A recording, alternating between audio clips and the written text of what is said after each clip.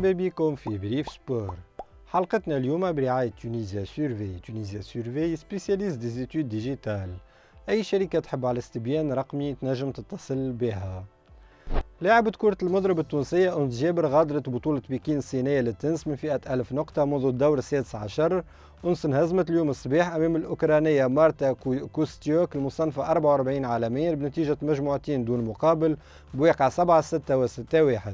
الهيئة المديرة للترجي الرياضي التونسي كلفت المدير الرياضي طارق ثابت بالإشراف على المقاليد الفنية للفريق مبدئيا إلى حين التعاقد مع مدرب جديد بعد انسحاب معين الشعباني ومساعده مجدي تراوي من الفريق. من جهة أخرى فريق باب سويقة خاض حصة تدريبية البارح العشاء استعدادا لخوض مباراة الجولة السادسة من البطولة الوطنية.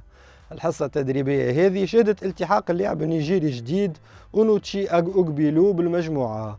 نذكروا لفريق باب سويقة باش يواجه نهار السبت 7 أكتوبر الاتحاد المونستيري انطلاقا من 5:30 متاع العشاء على أرضية ملعب حمادي العقربي برادس. المستقبل الرياضي بسليمان أعلن أنه مباراته المقبلة في البطولة الوطنية اللي باش تلعب نهار السبت أمام النادي الإفريقي باش تدور بحضور جماهير الفريق المحلي فقط وتحديدا أصحاب الاشتراكات، وبالتالي فإن الجماهير الإفريقي مش باش تكون موجودة في المقابلة هذه، والسبب يعود إلى غياب مدارج خاصة بالضيوف في ملعب سليمان البلدي، حيث قررت لجنة صلاحية الملاعب أن الحضور الجماهيري باش يقتصر على 300 مشجع فقط. خزينة الترجي الرياضي والنجم الساحلي تنتعش بمنحة مالية كبيرة بعد التأهل إلى دور مجموعات من مسابقة رابطة الأبطال الإفريقية على حساب الديوان البوركيني والجيش الملكي المغربي على التوالي.